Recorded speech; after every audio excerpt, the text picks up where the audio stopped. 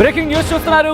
Pakistan ఆర్మీపై in fact Pakistan ఆర్మీకి BLA మరో shock ఇచ్చింది. ఇప్పటికే 214 మంది పాకిస్తాన్ సైనికులని ఆర్మీని చంపేసింది బలూచ్ లిబరేషన్ ఆర్మీ. తాజాగా ఆత్మాహుతి దాడికి పాల్పడింది. పాక్ ఆర్మీ కాన్వాయ్ పై ఆత్మాహుతి దాడి జరిగింది. దాడిలో 90 మంది పాక్ సైనికులు మృతి చెందారు. బలూచ్ ప్రావిన్స్ లోని నోస్కీ ప్రాంతంలో ఈ పేలుడు చోటు చేసుకుంది. పేలుడు అనంతరం కాన్వాయ్ పై బిఎల్ఏ కాల్పులు జరిపింది. దాడి కారణంగా ఇన్ఫాక్ట్ దాడికి తామే కారణమంటూ ప్రకటించింది బలూచ్ లిబరేషన్ ఆర్మీ. 3 రోజుల క్రితమే జాఫర్ ఎక్స్ప్రెస్ హైజాక్ చేసిన తర్వాత అందులో ఉన్న 214 మందిని, అంటే మొత్తం 400 పైచీలుకుంటే 214 మందిని తమ అదుపులోకి తీసుకున్నా ఉంది. ఆ 214 మందికి సంబంధించి విడిపించాలంటే కొన్ని కండిషన్స్తో 48 అవర్ టైం లైన్తో అక్కడ విధించిన పరిస్థితి. కానీ ఇప్పుడు ఆత్మాహుతి దాడికి పాల్పడింది. విశ్వాస్ మీరు చూస్తున్నారు ఆర్టీవీ స్క్రీన్ మీద. ఈ కథనం కాస్త కలవరపరచొచ్చు, అయితే మిమ్మల్ని కలవరపడి గురి చేయడం ఆర్టీవీ ఉద్దేశం కాదు.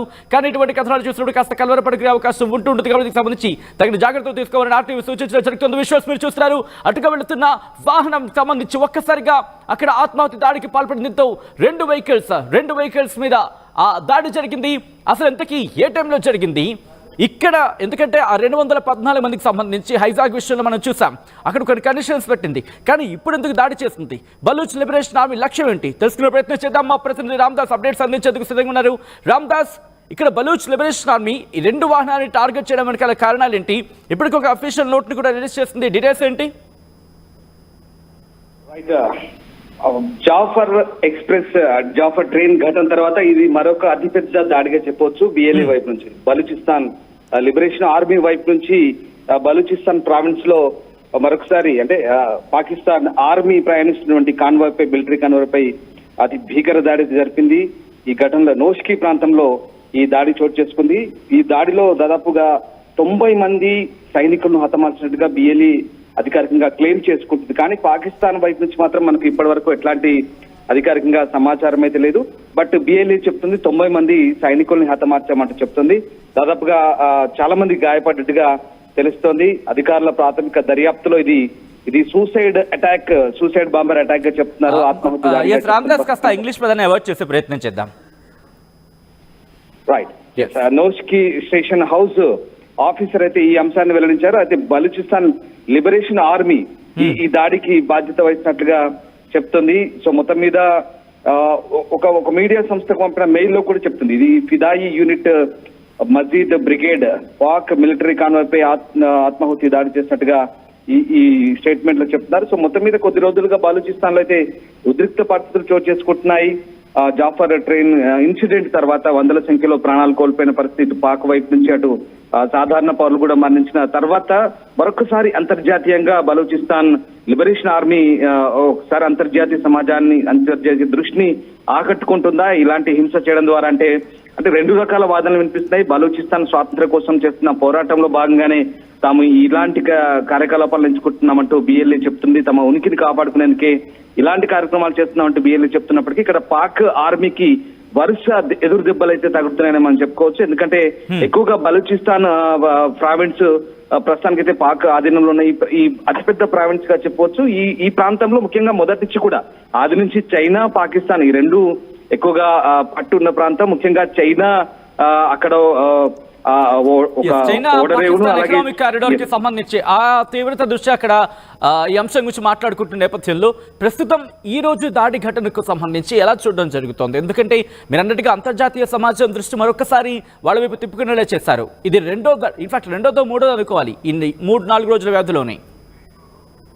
Right, exactly. అంటే పాకిస్తాన్ కు గట్టి బుద్ధి చెప్తామంటూ బలూచిస్తాన్ ఎప్పటి నుంచో చెప్తున్న పరిస్థితి. బట్ పాక్ ఆర్మీ కూడా అదే స్థాయిలో అణచివేతలున్నాయి. బలూచిస్తాన్ లో స్థానికంగా ఉన్నటువంటి ఉద్యమకారులందరినీ కూడా బలూచిస్తాన్ లో మొదటి నుంచి కూడా పాక్ అణచివేస్తున్న పరిస్థితి కనబడతా ఉంది. ఎప్పుడైతే స్వాతంత్ర పోరాటానికి సంబంధించి వాళ్ళంతా కూడా గొంతెత్తున్నారో అప్పటి నుంచి కూడా ఈ అణచివేత కార్యక్రమం సాగుతుంది. పైపెచ్చు చైనాకు అక్కడ గుత్తాధిపత్యం లభించేలా పాకిస్తాన్ పరోక్షంగా ప్రోత్సహించింది. ముఖ్యంగా ఆ ప్రాంతంలో ఓడరేవులు కావచ్చు, అట్లాగే వాణిజ్యానికి సంబంధించి ముఖ్యంగా అపార ఖనిజ సంపద నుండి బలూచిస్తాన్ పై పట్టు సాధించేందుకు పరోక్షంగా చైనాకు ఇక్కడ పాకిస్తాన్ సహకరిస్తుంది. సో అక్కడ బలూచిస్తాన్ లో స్థానికంగా వాళ్ళు ఉన్నటువంటి ఆ పౌరులు ఎవరైతే ఉన్నారో వాళ్ళు మొదటి నుంచి కూడా మండిపడుతున్న పరిస్థితి. తమ ప్రాంతంపై ఇతరుల ఆధిపత్యాన్ని, ఇతరుల గుత్తాధిపత్యాన్ని వాణిజ్యపరంగా ఆర్థికంగా అన్ని రకాలుగా తమపై పైచేయి సాధించడం పెత్తనాలు ఒక్కసారి మీరు లైన్ లో ప్రయత్నం చేయండి. పాకిస్తాన్ కూడా అప్డేట్ అందించింది, పాకిస్తాన్ వర్షన్ కూడా చెప్పే ప్రయత్నం చేస్తే ఒకసారి విజువల్స్ మీరు చూసే ప్రయత్నం చేయండి. ఈ కథలను కాస్త కలవరపరచవచ్చు. అయితే పాకిస్తాన్ ఏమంటుందంటే కనుక పాకిస్తాన్ పోలీస్ ఆఫీసర్ రియాక్ట్ అవ్వడం జరిగింది. కేవలం 5 మాత్రమే పారామిలిటరీ బలగాలు ఇక్కడ మరణించడం జరిగింది. దాంతోపాటు 12 మందికి పైగా తీవ్ర గాయాలయ్యాయంటూ కూడా చెప్పుకొచ్చిన సందర్భం పాకిస్తాన్కి సంబంధించి. కానీ ఈ రెస్పాన్సిబిలిటీ, ఈ దాడికి తామే కారణం అంటూ బలూచిస్తాన్ చెప్పుకొచ్చింది. ఈ నేపథ్యంలోని ఇక్కడ పరిణామాలు చూస్తూ ఉంటే కనుక, ఎందుకంటే 214 మంది మరణాలకు సంబంధించి పాకిస్తాన్ ఒకటే చెప్పింది, వాళ్ళెవరూ చనిపోలేదు, మేము చాలా మందిని రక్షించాం, వాళ్ళని కాపాడుకుంటూ కాపాడి బయటకు తీసుకొచ్చామంటూ. కానీ ఈ ఘటనకు సంబంధించి పాకిస్తాన్ చెప్పిన ఈ వర్షన్కి సంబంధించి అంతర్జాతీయ సమాచారం ఎలా చూసే అవకాశం ఉంది? ఆ దాడి ఘటనకు సంబంధించి విజువల్స్ కూడా మీరు చూడడం జరుగుతోంది. మా ప్రతినిధి రామ్దాస్ అప్డేట్స్ అందించేందుకు ఫోన్ లైన్లో కంటిన్యూ అవుతున్నారు. రామ్దాస్, ప్రస్తుతం పాకిస్తాన్ కూడా తన వర్షన్ చెప్పుకొచ్చింది. ఎక్కడైనా పొంతన ఉందనుకుని అంతర్జాతీయ సమాజం చూడడం జరుగుతోందా, లేకపోతే మరి ముఖ్యంగా ట్రైన్ హైజాక్ ఘటనలో కూడా ఇటువంటి పరిణామాలై దాదాపు అందరినీ కాపాడమంటోంది, కానీ ఇక్కడ చూపించినప్పుడు ఆధారాలు లేవంటూ బలూచిస్తాన్ ఆరోపిస్తున్న పరిస్థితి. ఎలా చూడాలి ఇప్పుడు దీన్ని? Right, exactly. అంటే పాకిస్తాన్ మాత్రం 5 సైనికులు చనిపోయినట్టుగా చెప్తుంది. నోష్కీ ప్రాంతాలు, ముఖ్యంగా ఆఫ్ఘనిస్తాన్ ఇరాన్ సరిహద్దు పంచుకున్నటువంటి ఈ బలూచ్ ప్రావిన్స్ లో నోష్కీ ప్రాంతంలో ఈ ఘటన చర్చిస్తుంది. బట్ పాకిస్తాన్ చెప్తుంది 5 చనిపోయారు, మరొక 12 మంది మాత్రమే గాయపడ్డట్టుగా పాకిస్తాన్ చెప్తుంది. కానీ ఇక్కడ బలూచిస్తాన్ క్లెయిమ్ చేసుకుంటే ఏంటంటే, బలూచిస్తాన్ అఫీషియల్ గా ఒక స్టేట్మెంట్ ఇచ్చింది. దాదాపుగా ఆ కాన్వాయ్లో 8 బస్సులు ఉన్నట్టుగా చెప్తున్నారు. ఒక వాహనం పూర్తిగా ధ్వంసమైంది. అలాగే మరొక బస్సును తమ ఫతే స్క్వాడ్ చుట్టుముట్టి అందులో ఉన్న సైనికులు కూడా హతమార్చిందని చెప్తున్నారు. అంటే ఓపెన్ ఫైర్ కూడా జరిగినట్టుగా మనకు తెలుస్తుంది. అక్కడ ఉన్నటువంటి పరిస్థితులు, అంటే ఈ ఆత్మాహుతి జరిగిన తర్వాత మళ్ళీ కాల్పులు జరిపి 90 మందిని హతమార్చినట్టుగా వాళ్ళు ధృవీకరిస్తున్నారు. కొన్ని రోజులుగా బలూచిస్తాన్ లో ఈ భద్రతా పరిస్థితి చాలా ఉద్రిక్తంగా మారుతున్న నేపథ్యంలో ప్రస్తుతం బలూచ్ ట్రైన్ హైజాక్ ఘటిన తర్వాత ఇది అతిపెద్ద మరొక 2వ అతిపెద్ద భీకర దాడిగా అయితే మనం చెప్పుకోవచ్చు. సో మొత్తం మీద ప్రస్తుతానికి జరిగిన ఈ దాడి పట్ల ప్రస్తుతం అయితే పాకిస్తాన్ చాలా తీవ్రంగా పరిగణిస్తుంది. బట్ ఇంత ముందు కూడా గతంలో జాఫర్ ట్రైన్ దాడి ఘటన సంబంధించి పాకిస్తాన్ ఇండియాను కూడా బ్లేమ్ చేసే పరిస్థితి, కానీ మన భారత విదేశాంగ శాఖ కూడా చాలా తీవ్రంగానే పరిగణించి వాళ్ళకు సమాధానం చెప్పిన పరిస్థితి. బట్ ఇప్పుడు పాకిస్తాన్ ఏం చెప్తుంది అంటే, బలూచిస్తాన్ లిబరేషన్ ఆర్మీ చేపట్టినటువంటి ఈ దాడుల పట్ల పాకిస్తాన్ ఎలా స్పందిస్తుందనేది మాత్రం ఇంట్రెస్టింగ్ గా ఉండబోతుంది. ఏదేమైనప్పటికీ కూడా బలూచిస్తాన్ లో పోరాటం చాలా తీవ్రమైతుందని చెప్పాలి.